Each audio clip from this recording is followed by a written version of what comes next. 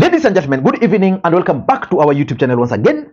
And it is my hope and prayer that this video is going to find you guys in good health. Personally, I am fine, as you can see.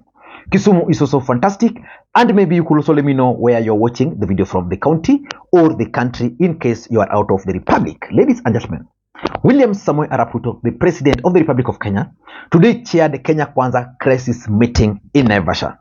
That meeting was attended by Kenya Kwanza cabinet secretaries and members of parliament. And William Ruto exploded during that event and lectured Kenya Kwanza MPs like children.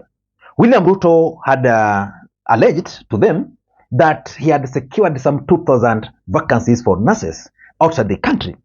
And then William Ruto went ahead and asked one of the officials how many people applied for those jobs. And the lady responded that only 500 people. And the members of parliament could not believe that in Kenya, an advertisement is placed for 2,000 vacancies and only 500 people applied. So they asked William Ruto that, okay, if that's the case, let us just share those vacancies here. We have negotiated for opportunities for export of labor from Kenya. We advertised the other day for 2,500 nurses. Bore and Mwadime, how many nurses have we got so far? Imagine, we have only 500. And these are people who are going to earn 200,000 plus.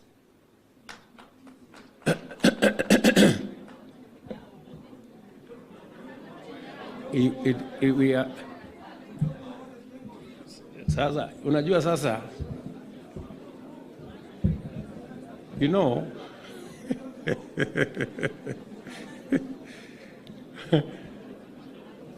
look here, guys, you know, number one, it was advertised in the press, number one. Number two, Mimi, I have talked about this thing in every meeting, continuously.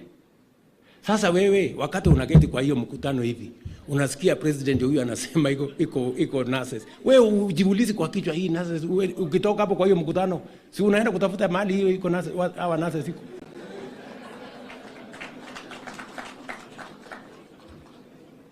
Friends, because I still see people here saying we are not aware. You are not aware. Sasa mnataka nifanye nini? Mnataka nisimame wapi? Nisimame niweke volume kiasi gani? As we are talking today, listen, members of leaders, as we are talking today, Bore is here. Where is Mwadime, or that other gentleman? Yes, that Mwadime is there, the PS concerned. We still need 2,000 nurses. William Ruto got mad and lectured them like children. And William Ruto did not stop there. He went further and picked a fight with Uhuru Kenyatta over a statement which Uhuru Kenyatta made over the weekend. For those who follow the politics of this country very closely, on Saturday, Uhuru Kenyatta attended 2 funeral services in Mount Kenya. The one for the late Kingori Mwangi, the former Assistant Commissioner of Police in Nyeri, and then another funeral for Lucy Kimunya, the wife to Amos Kimunya, a former cabinet or a former minister for finance in Nyandarua. And Uhuru Kenyatta delivered some coded message to Kenya Kwanza. Listening to Uhuru Kenyatta's message. Kama wewe ni kiongozi, kama wewe ndio umepatiwa steering wheel ya kuendesha, kama ni county ya Nyandarua, kama ni constituency hii, kama ni nchi ya Kenya, pale popote, kama wewe ni kiongozi wa maana. Kiongozi wa maana anashika steering wheel, anaangalia mbele. Sio kila saa kuangalia rear view ati ametoka wapi. Unaangalia mbele. Ukiwa mtu wa kuendesha, ukiangalia rear view mirror, wewe ni mtu wa kupeleka gari katika wewe ni akuingia mtaro. Wageko ni mwana utokoria bururi. Rora imbere mumenye kuria muratwara. Omwatira na ajungu na ige na mamu matari kuria mali. Hakuna pahali mnaenda, hakuna pahali mnapeleka nchi. Hii nchi inataka viongozi ambao wako na maono ya mbele, kwa sababu hiyo ndio itakuwa ya manufaa kutatua shida zile Wakenya wako nazo. So it seems William Ruto did not take Uhuru Kenyatta's message lightly. And of course, something also caught my attention. On the same Saturday, Kenya Kwanza leaders who also attended those funerals, like the deputy president was there, Moses Kuria was there, the tone of their messages in Mount Kenya were totally different from the tone of William Ruto today. During their responses to Uhuru Kenyatta, they actually pleaded and begged Uhuru Kenyatta for talks. So even after politics, Your Excellency, we are still your daughters and your sons. We still love you. We still need your counsel. Dukana no gyo neitwe. Tuitage tukaria nawe. Ukatutara tono tukwedete. Kai witoro kurathima muno to the Kingoris family. We'll pray for you. May God give you peace that surpasses all the peace. We will stand with you wherever you need us. We are. In fact, nimesikia ndugu yangu Uhuru Kenyatta ako hapa. Nilikuwa na drive on the wrong side.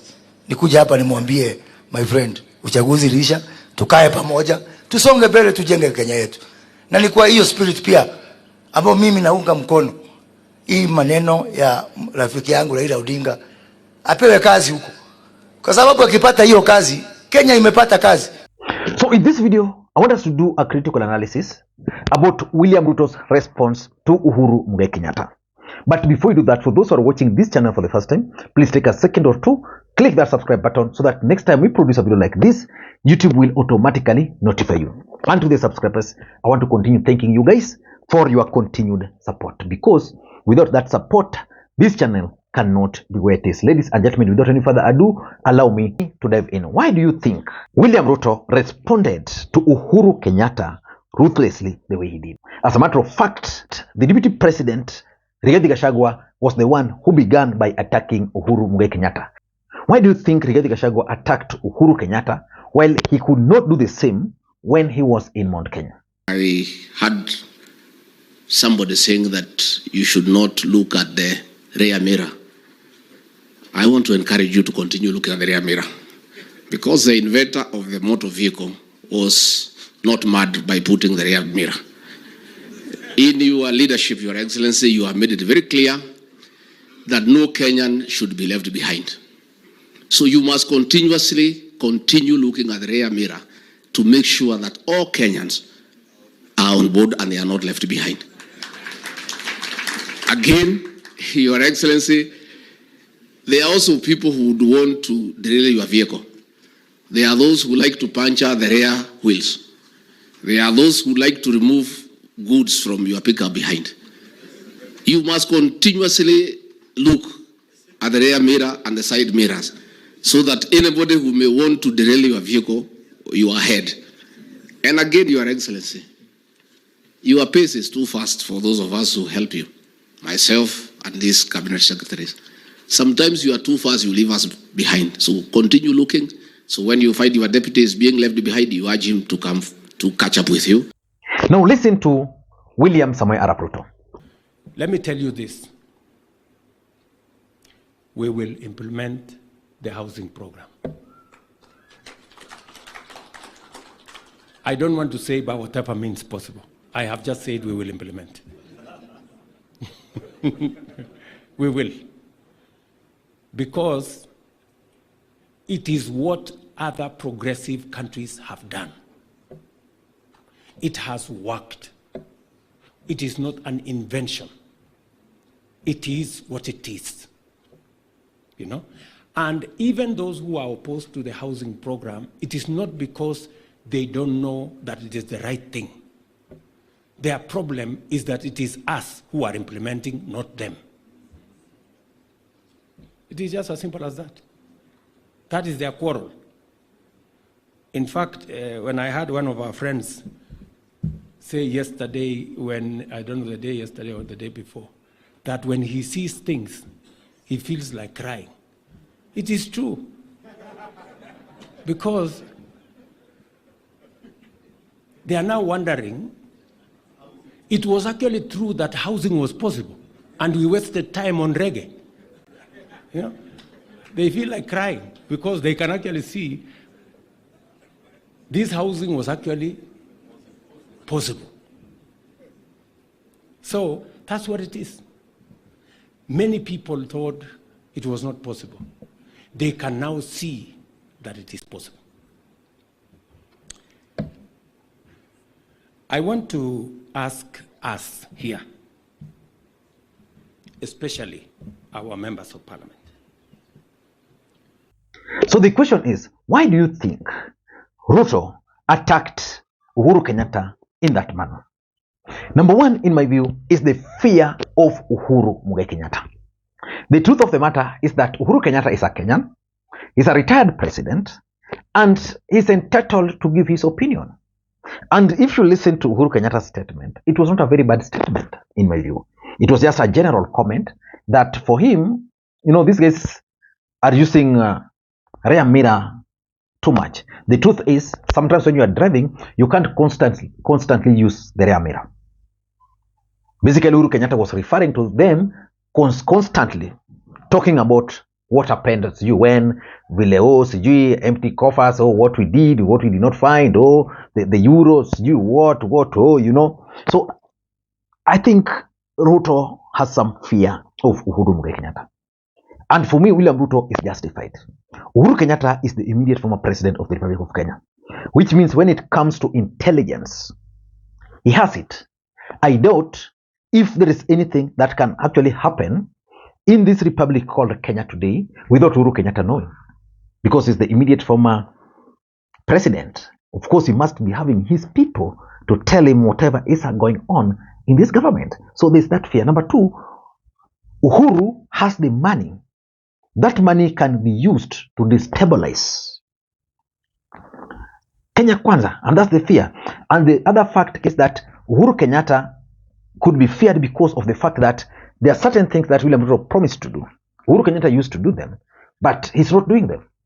So there's that fear of Uhuru Kenyatta, and that's why he responded to Uhuru Kenyatta ruthlessly. So that's number two. The attack on Uhuru Kenyatta, in my view, is also an excuse for Kenya Kwanza failures. The truth of the matter is that we have the housing levy. And if you listen to William Ruto, he was talking as if Uhuru Kenyatta never did anything about housing. You see, sometimes you don't even need to be told of a project. You just see them and feel them. Uhuru Kenyatta began and completed some of the best housing projects in the Republic of Kenya without a single tax from Kenyans. And that is the question which most Kenyans have been asking William Ruto. But for William Ruto, housing projects cannot go on unless Kenyans are taxed. So, for example, if you come to Kisumu, the county where I am, there's only one single housing project. That housing project was begun by Uhuru Kenyatta. It's huge.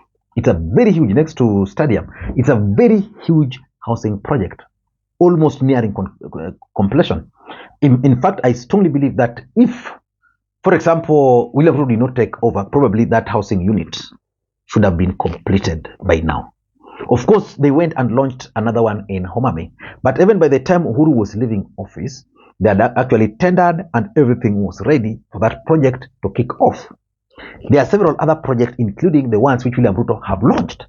And today I listened to William Ruto advising members of parliament that he was giving them some tips, that they can even go and launch markets and keep on visiting those markets. They can go and oversee housing projects and take credit for them. How do you advise members of parliament to go and take credit for markets, while markets are devolved function? So basically it means William Ruto is also deliberately launching Uhuru Kenyatta's project and he wants to take credit for them. And that's probably why he's furious, because Uhuru Kenyatta can tell him, please let me know what you have done. For me, I did this, I did this, I did this. In fact, at some point, people like Wahome Tuku and Pauline Njoroge explained to Kenyans the project, housing project which Uhuru Kenyatta began. So they want excuse that, wewe haukufanya kitu, sisi ndio tunafanya. Number three, and this is very, very important. What William Ruto is trying to do He's trying to set the pace for his allies to attack Uhuru Kenyatta. You see, over the weekend, William Ruto's allies were in Mount Kenya. The ground is hostile to them to an extent that they could not attack Uhuru Kenyatta. So I think William Ruto was not happy that these guys could not face Uhuru Kenyatta head on. So he's now setting the pace for them that next time you go there, this is the script. The next time you go there, please don't spare that man. Attack him. Because if you don't attack him, we are finished. So in my view, William Ruto is trying to set the pace for Kenya Kwanza leaders, especially the ones from Mount Kenya, to start attacking Uhuru Kenyatta, something that they feared. And number 4, I think Uhuru Kenyatta's latest moves in Mount Kenya is also worrying William Ruto. The truth of the matter is that Uhuru Kenyatta is up to something in Mount Kenya. His statement was probably meant to gauge the reaction of the mountain. His statement was probably meant to provoke Kenya Kwanza to react the way we are seeing it now. His statement was probably meant to incite Kenyans that, you elected that guy, Mimi. So his moves in Mount Kenya is worrying this man. So he's responding. And lastly, Ruto wants to talk about the success of housing projects, which is done, and he wants to actually justify the housing levy. But there's nothing to show for it. So if there's nothing to show for it, what do? You attack. You attack. And that's exactly what he's doing. And probably, maybe this is the last point, is that William Ruto is trying to scare any other person who is intending to criticize him, especially over the housing levy. Because if he can respond to a former president, who is you? You talk about house levy, then he's going to attack you. You talk badly about Kenya Kwanza government. In fact, William Ruto even lectured members of parliament from Kenya Kwanza who are opposed to some of the policies of Kenya Kwanza. So he wants to scare anybody that, Uhuru Kenyatta aliongea tu hivi. And this was the response. What about me, who is elected on the ticket? So he's just using scare tactics. I don't know what you think. That's my take. Until next time, this is Lee Makwiny. Bye-bye.